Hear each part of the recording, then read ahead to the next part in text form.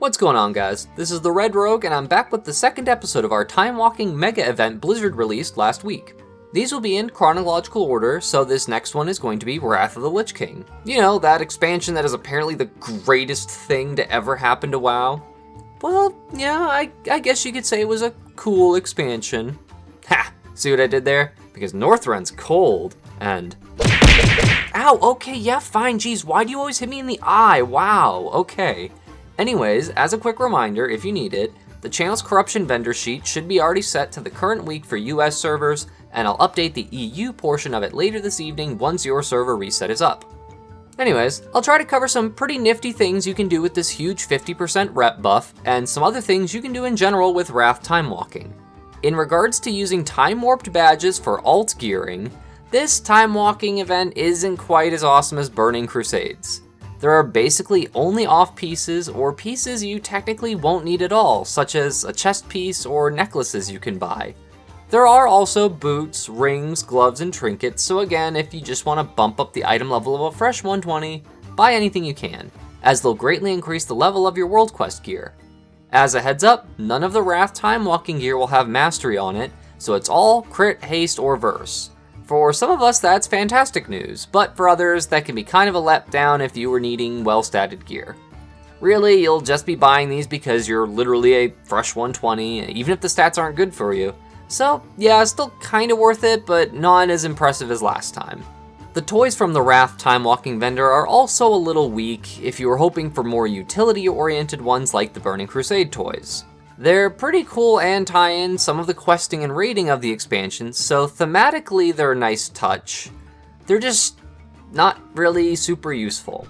If you're a collector, then by all means go for it, but otherwise you might want to pass on these ones and save your Timewarped badges for something else. Or, you know, just do your first Timewalking dungeon for the week on like 1 billion alts so you have 1 billion badges to burn through. That works too. In terms of badge spending though, I stockpiled the crap out of badges when I saw this mount, the Ironbound Wraithcharger. This thing is one of my favorite horse mounts in the game, and it can fly, which is amazing. It's totally worth 5,000 badges in my opinion, so if you're in the market for a new, pretty unique mount, I highly recommend spending your badges on the Wraithcharger. This thing seriously looks like something the Nazgul would have used if Sauron had made all those budget cuts in the last fiscal year to make his quarterly projections look better. Oh, wait.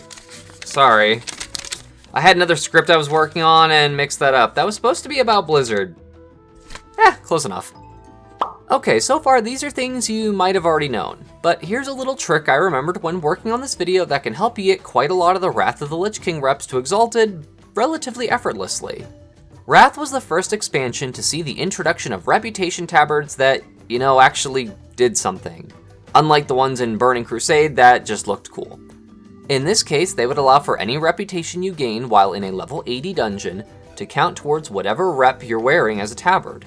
This means you either have to do the dungeon on heroic difficulty, or do one of the actually level 80 dungeons that existed back then.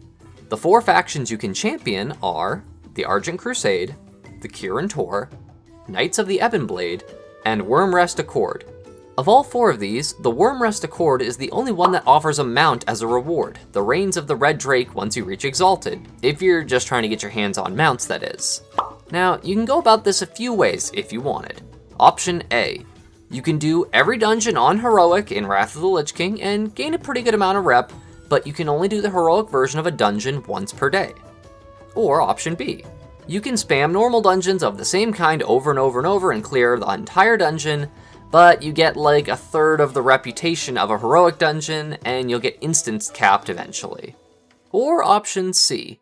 You can keep the dungeon on heroic, and just not kill any bosses, and just reset the dungeon when you're done killing trash. Option C is pretty much the fastest, and is very easy to do, especially when you're running Pit of Sauron. Pit of Sauron is one of the dungeons added in patch 3.3, when Icecrown Citadel was released as a raid.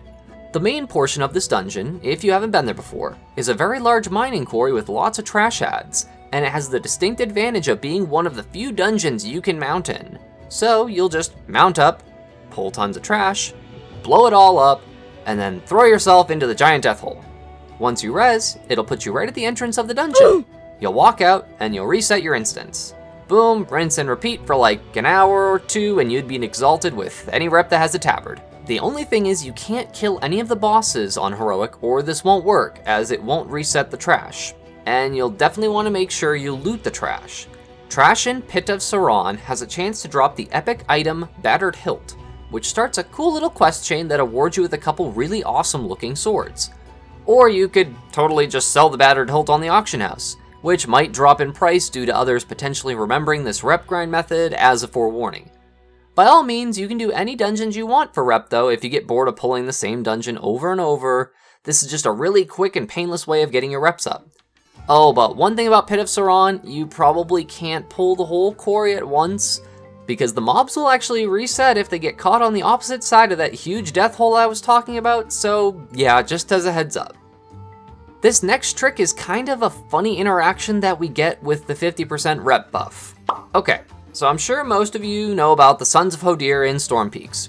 Big ol' frost giants have mammoth mounts you can buy, pretty cool stuff.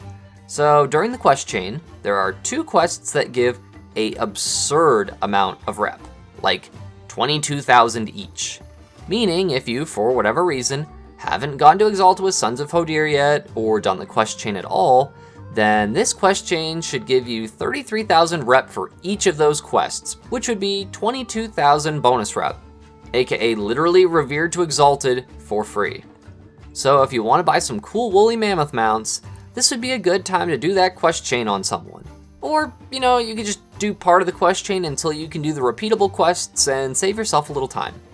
There should be 2 different repeatable quests. One being titled Remember Everfrost, which requires handing in Everfrost chips that you find in the open world, kinda like the Netherwing eggs in Burning Crusade. And the other being titled Hodir's Tribute.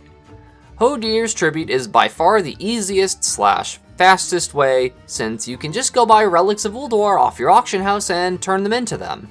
I doubt these will get too expensive as they're pretty cheap now, but just as a heads up, they might change in price possibly.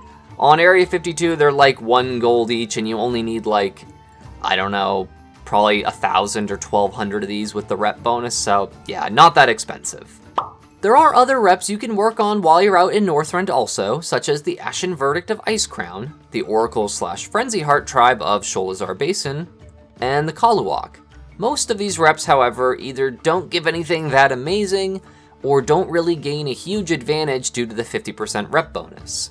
The Ashen Verdict is a simple mob grinding rep in the raid Icecrown Citadel, and the Kaluak only have dailies you can do with no spammable cheesy type of rep gain like the Sons of Hodir.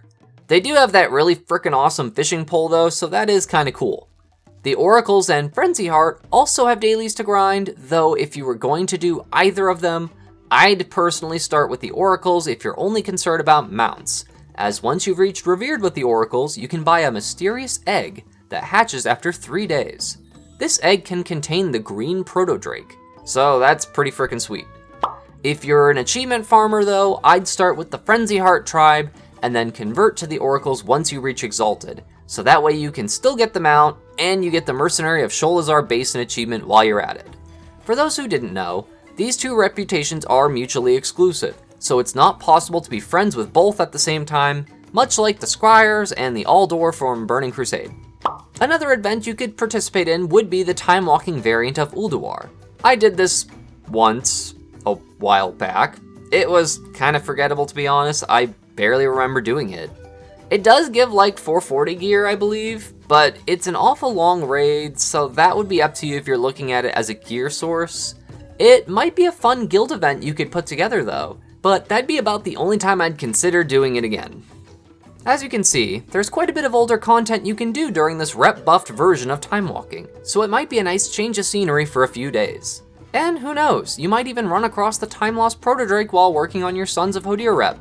One of the awesome things about a game as long-standing as WoW is the sheer amount of content that is always available to be done. So even when you're bored of grinding out Azerite or Corruption or whatever other arbitrary system they introduce, there is still a lot of other arbitrary systems you can grind out. Yay! I'm just kidding. I am a rep and mount collector, so I like this sort of stuff, and I honestly barely remember some of these quest zones at times, so it's kinda nice to take a trip down memory lane every now and then. I hope you guys liked the video. Feel free to check out some of my other content if you want. There should be a super charming and amazing video on screen right now that might interest you. This is the Red Rogue, and I'll see you guys around.